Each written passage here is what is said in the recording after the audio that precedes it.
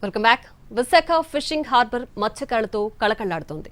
సుమారు 2 నెలల విరామం తర్వాత మళ్లీ సందడిగా మారింది. గంగపుత్రులు చేపల వేటకు సిద్ధమవుతున్నారు.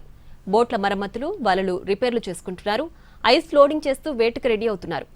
పెరిగిన ఇంధన ధరలు ఈసారి చేపల వేటపై ఎలాంటి ప్రభావం చూపిస్తాయోననే ఆందోళన ఉంది. పశ్చిమాసియాలో యుద్ధం కారణంగా డీజిల్ ధరలు అమాంతం పెరిగాయి. తొలి విడతలో 50% మాత్రమే బోట్లలోనే మత్స్యకారులు వేటకు వెళ్లే అవకాశాలున్నాయి. ఫిషింగ్ హార్బర్ కేంద్రంగా 700 మరపడవలు, మరో 1000 వరకు ఇంజిన్ బోట్లున్నాయి. సుమారు 11,000 మందికి పైగా మత్స్యకారులు వాటిపై ఆధారపడి జీవనం సాగిస్తున్నారు.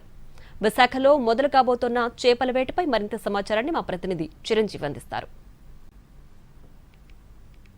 సుమారు 2 నెలల విరామం తర్వాత మత్స్యకారులు గంగమ్మ ఒడిలోకి వెళ్తున్నారు. ఈరోజు అర్ధరాత్రి నుంచి కూడా వేటను కొనసాగించడానికి మత్స్యకారులు అంతా సిద్ధమవుతున్నటువంటి పరిస్థితి కనిపిస్తుంది. ప్రస్తుతం విశాఖ ఫిషింగ్ హార్బర్ వద్ద మరి ఈరోజు అర్ధరాత్రి నుంచి ఎన్ని వెళ్తాయి, తర్వాత ఇంధన రేట్లు కూడా పెరిగాయి. ఓవరాల్గా చూసుకుంటే మత్స్యకారులు సుమారు 10,000 నుంచి 15,000 మంది మత్స్యకారులు విశాఖ ఫిషింగ్ హార్బర్ లో ఈ బోట్లు అన్నింటిలో కూడా పనిచేస్తున్న పరిస్థితి కనిపిస్తుంది. బోటు ఆపరేటర్ల సంఘం తాలూకా ప్రతినిధులు ఉన్నారు, వాళ్ళతో కూడా మాట్లాడే ప్రయత్నం చేద్దాం. సార్ చెప్పండి, ఎలా ఉండబోతుంది ఈ ఏడాది? ఈరోజు అర్ధరాత్రి నుంచి కూడా మళ్ళీ 2 నెలల వేట విరామం తర్వాత వేటకు వెళ్తున్న పరిస్థితి కనిపిస్తుంది. ఎలాంటి పరిస్థితులు ప్రస్తుతం ఇక్కడ ఉన్నాయండి? అంటే వేటకి వెళ్తేనే కానీ ఎలాగుంటుందో తెలియదు, బాగుండాలని ప్రతి మత్స్యకారులు కోరుకుంటారు. అంటే సముద్రంలోకి వేటకి వెళ్లే ముందు గంగమ్మ తల్లికి పూజ చేసుకొని, అంటే ప్రాణ నష్టం ఆస్తి నష్టం జరగకూడదని ఆ గంగమ్మ తల్లికి పూజ చేసుకుని ప్రతి మత్స్యకారులు కూడా వెళ్తారు, బాగా తిరిగి రావాలని సంపదతో. మరి అలాగే ప్రతి సంవత్సరం కూడా మాకు ఈ జీవో ఉంది. జీవో వల్ల ఏంటంటే ఆ కట్టడం వల్ల చిన్న రైలు పెద్ద పెరుగుతాయి, చేపలు ఇవన్నీ మంచి జీవో ఉండడం చాలా మంచిది.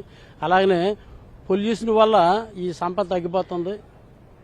అలాగనే ఈ సెంట్రల్ గవర్నమెంట్ జీవో ఉంది, జనరేలు పెట్టి లైట్లు సముద్రంలో దించి వెళ్తిరికి ఆ బారెళ్ళి చేపలు అన్ని బారుకి పట్టుకెళ్ళిపోతున్నారు.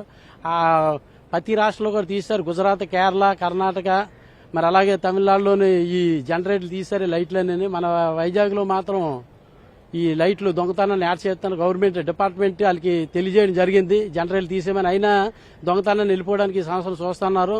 మరి అదేంటంటే డిపార్ట్మెంట్ కానీ ప్రభుత్వం కానీ సముద్రంలోని గప్తి అంటే ఈ కోస్ట్ గార్డ్స్ ఉంటారు, నేవీ కోస్ట్ గార్డ్స్ గా ఇచ్చి అటువంటి బోట్లు ఆపితే బాగుంటది. లేదంటే ఈ బోట్లకి సంపద ధరలు తగ్గిపోతాం, చేప అంతా బారుకి వెళ్ళిపోతాం. మన విశాఖ ఫిషింగ్ హార్బర్ లో చూసుకుంటే మొత్తం 1700 బోట్లు ఉన్నాయి. 700 మర బోట్లతో పాటు మిగతా 1000 మెకనైజ్ బోట్లు ఉన్నాయి. ఈ ఇంధనం అంతా కూడా, డీజిల్ అంతా కూడా ఎంత మేర పడుతుంది? ఒక్కొక్క బోటు వారం రోజులు కావచ్చు, 2 వారాలు కావచ్చు. ఇంధన రేట్లు ఎలా ఉన్నాయి? పెరిగిన రేట్లు అన్ని కూడా. ఇంధన రేట్లు ఏంటంటే యుక్రెయిన్ యుద్ధం వల్ల ట్రంప్ వచ్చిన తర్వాత ప్రపంచంలో బగ్గుమన్నాయి ఆయిల్ రేట్లు. మరి మన భారతదేశం కంటే ఇంకా విదేశాల్లో మనకంటే రేట్లు ఎక్కువే పెరిగాయి. మనకేంటంటే బోట్లు కట్టేసే ముందు 97 రూపాయలు ఉండేది, ఇప్పుడు 105 రూపాయలకి వచ్చింది. మరి ప్రభావం అంతా మత్స్యకారుల మీద పడుతుంది. అర్ధరాత్రి మొత్తం బోట్లన్నీ వెళ్లే అవకాశం ఉంటుందా? సగం బోట్లు మాత్రమే వెళ్లే అవకాశం ఉంటుంది, ఎందుకంటే ఇంధన రేట్లు పెరిగాయి. ఇంధన రేట్లు పెరిగాయి కొద్దిగా. బోట్లు ఏంటంటే ఆర్థికంగా కొంతమంది ఆయిల్ ఐస్ వేసుకోలేరు, కొంతమంది ఉన్నంతలో వేసుకొని వెళ్తారు. మరి ఆయిల్ రేట్లు పెరిగాయి కాబట్టి కానీ. మరి ఇదేంటంటే ప్రతి బోటుకు కూడా 5 నుంచి 2, 3, 4 లక్షలు, 10 లక్షలు కూడా పెద్ద బోట్లకు ఈ ఖర్చులన్నీ అవుతాయి. మళ్ళీ వస్తుందో లేదో తెలియదు కానీ మరి ఆ ప్రభావం అంటే ఆంవాస్ ఒకటి ఉంది. మరి అందరికీ ఆయిల్ దొరకదు, మరి అందరికీ ఐసులు దొరకవు కాబట్టి 50% రేపు వెళ్ళొచ్చు, 50% తక్కువ రోజుల్లో వెళ్తాయి బోట్లు అన్నీ. ఏ బోటు కూడా ఆగదు.